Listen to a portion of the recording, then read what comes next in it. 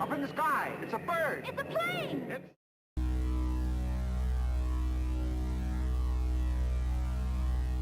Imagine finding out on the first day of class that you do actually need the textbook and you need it ASAP. What if you could get the book delivered to your door in 30 minutes before you even got home from class? Imagine being a doctor, serving a small hospital in a rural community with limited space to store medical supplies, and one of your patients needs a transfusion ASAP. What if you could order more supply, get it before your reserves ran out, and save that patient's life? Imagine being a single parent with a very tight budget for time and finances. What if grocery delivery could be easier, more affordable, and even faster than Prime? These conundrums and questions are part of the driving force that's developing the emerging technology of delivery drones. In this video, we will use these three scenarios to guide us through understanding the origins, technology systems, cultural context, and future vision of this emerging technology. Delivery drones are robot devices designed to transport objects from point A to point B with autonomous or remote-controlled navigation systems, which means sometimes they have a person on the other end at their remote and sometimes they fly all by themselves. The origins of drone technology start with hot air balloons and the military, but as one of many machines involved in the AI revolution, the modern drone is a result of science, research and development, and co-evolving technologies like robotics, engineering, software, aeronautics, and many more. They make the technical features like cameras, sensors, and algorithmic navigation possible.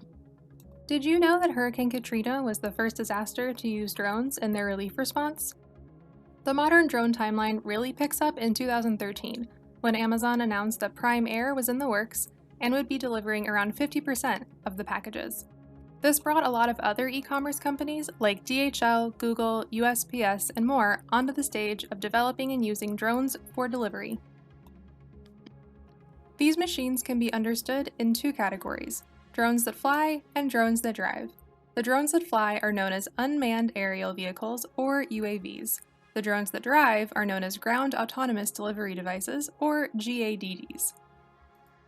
UAVs, the more glamorous of the two, are of much interest to market and non-market actors looking to move packages without relying on existing infrastructure.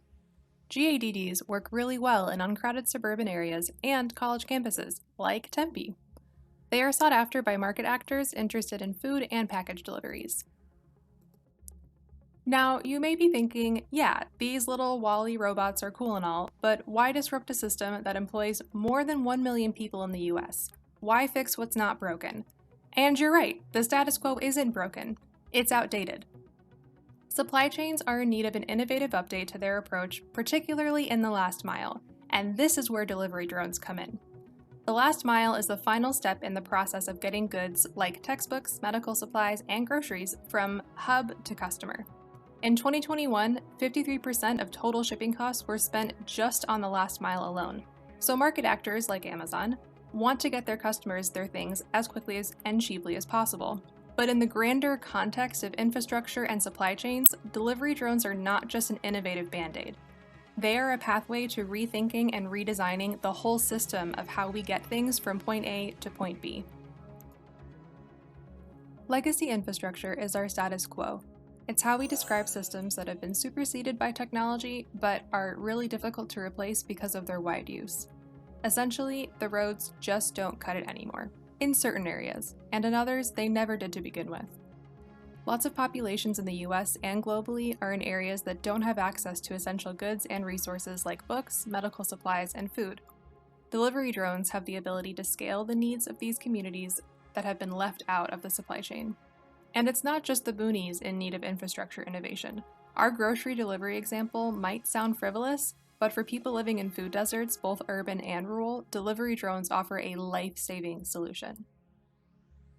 Now, the sky is the limit, but our skies have a lot of limits. No-fly zone regulations imposed by the FAA and state and local governments prevent commercial drone use from really taking off. This conundrum isn't an issue in remote areas that have less legacy infrastructure to work around, and they have the space and potential to build new infrastructure that's needed for the drone landing stations and battery chargers. Now, of course, delivery drones aren't perfect, and they exist in a super complex network of actors and technologies. At the crossroads of private and public values, a collaboration between an academic/research and market enterprise, delivery drones could be fully realized as a disruptive, innovative, and people-centered technology. They offer solutions for food deserts, emergency medical supplies, procrastinating college students, and so much more. Automating the delivery economy is not happening overnight, giving stakeholders time and space to pilot, regulate, and adjust to integrating this technology in a responsible and calculated way. Where else can stakeholders push delivery drones besides the last mile to evolve and attend to supply chain problems? Will UAV and GADDs be useful at facilitating food access to underserved communities such as food deserts? Will doctors be able to rely on wheels and wings to access blood supplies fast enough to save people's lives? Who does technological research development serve? And who is discussing how the future of delivery drones will look like? We hope that it's you.